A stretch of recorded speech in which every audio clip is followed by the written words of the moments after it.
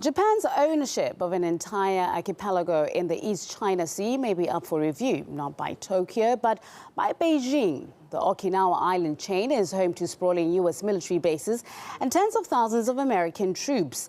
The People's Daily, considered a mouthpiece of China's Communist Party, all but laid claim to the archipelago in an article written by academics. Japan quickly hit back, denouncing the paper as a political tool and declaring its ownership of Okinawa beyond doubt. It's the latest territorial dispute marring relations between the two Asian powers. Both are also locked into contest over another island chain.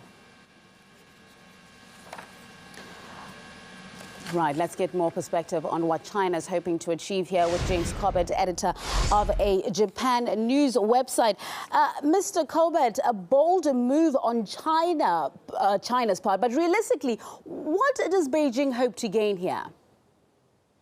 Well, I think we have to keep this in perspective in terms of a political, in terms of actual political movement from this type of statement. I don't think much is going to happen. Basically, as you point out, this is a study that's been released by some academics, and it has been published on the People's Daily.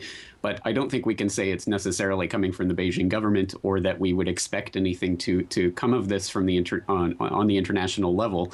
But it is, at the very least, an interesting new development in the territorial dispute, and obviously meant to at least increase pressure on Japan over the disputed Senkaku Islands, which is another part of this territorial dispute that's going on.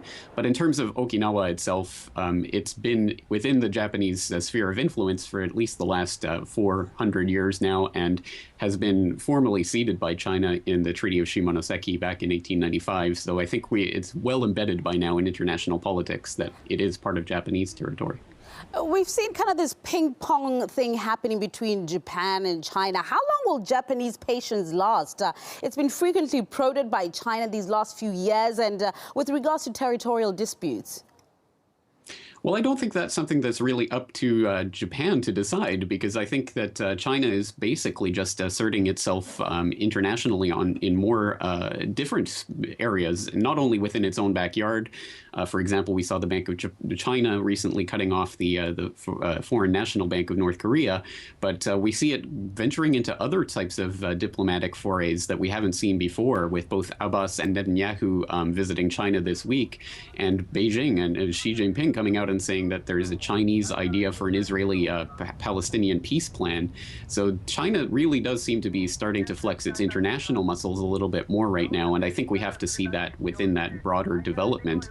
And Japan, I think, is going to be more or less a spectator in this. I don't think that they have the ability to really stop China from making these types of claims. It's just a question of if and when this would to actually spill into military confrontation. What of the U.S. bases stationed there? Is there something to worry about in terms of that? Well, I think that's what basically solidifies this as being Japanese territory, is that U.S. military presence there, which means that barring some sort of direct military confrontation with Japan, nothing's going to change in the foreseeable future, at least not within the current relations.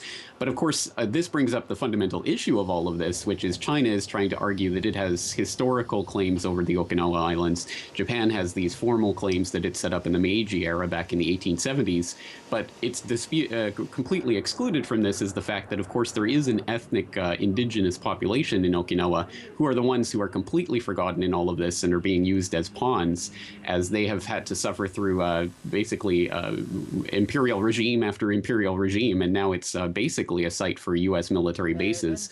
And the Okinawan people are the ones who are used as political pawns in this game. It's also worth noting that Japan has territorial disputes with almost every neighboring nation. I mean, are they not overstretching themselves here? Well, obviously, this is remnants of the old Japanese imperial days, and I think that they certainly did try to extend themselves as much as possible, and I think now they have to bear the bitter fruits of that sowing of the seed that they did back in their imperial days. And I think it's just another testament to the fact that Japan really has a lot of ill will against it from a lot of the countries around in the Asia-Pacific region because of its imperialistic past. The other topic that's being talked about is Japan rethinking its pacifist military policy. Are we getting closer to that, do you think? We certainly are. We've seen this building up for years now, and a concerted political attempt to reassert Japanese nationalism and some sort of patriotism, where that has been really denigrated in the post-war era. But we've seen a concerted attempt to try to bring that back. Everything from trying to make teachers salute the Japanese flag during school ceremonies and things like this that have hitherto been really looked down upon. So we've seen a complete societal shift taking place over the last several years, and now with Abe in power, we have once again the specter of the change to the constitution to make it possible for Japan to actually deploy a military. So we'll see how this develops. It will probably still take quite a while to achieve that fundamental shift in Japanese public consciousness, but it really does seem to be taking place. Mr. Corbett, let's go back to China. Washington released a report alleging the Chinese are gearing up for short but high-intensity territorial conflicts. Is Beijing posturing, or are they preparing? Do we know? Should we be worried? Well, I think it has to be a mixture of all of those. I think that some of this is posture and bravado. For example, the release of this claim to Okinawa, I think, has to be seen in that regard. But there's no doubt that they are gearing up technologically, militarily, with some of their aircraft carrier buster weapons and other things that they're now deploying in the region quite openly. And their own aircraft carrier, for example. I mean, there's some big technological developments that the Chinese Navy and armed forces are making right now.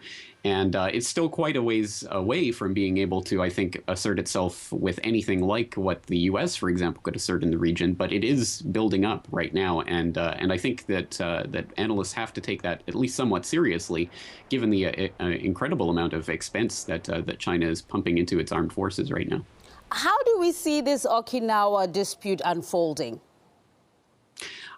Again, I have to see this as basically just a pawn in this chess game. I don't think it's going to be a central piece of this chess game. And again, this is only coming from some academics who've written a paper. It's not coming from the government, the Beijing government itself. I think there's a sort of arm's length nature to this. But once again, I think it's important that this does bring to the front and center the fact that this is, again, this type of imperialistic conquest that's going on between imperialist powers, whether that's Japan or China or the US or any of the proxies in the region. And in some ways, it's like saying perhaps we should return South America to the Spanish or something like that. I mean, again, it's a completely ridiculous idea based on the idea that there aren't indigenous populations with their own culture. And I think that's the excluded middle that has to be really taken into account in this. And hopefully it might actually help to serve to change people's opinions of the U.S. military bases that are there in Okinawa and that are deeply unpopular with the local population. James Corbett, editor of the Japan-based Corbett Report news website. Thank you always for your time and analysis.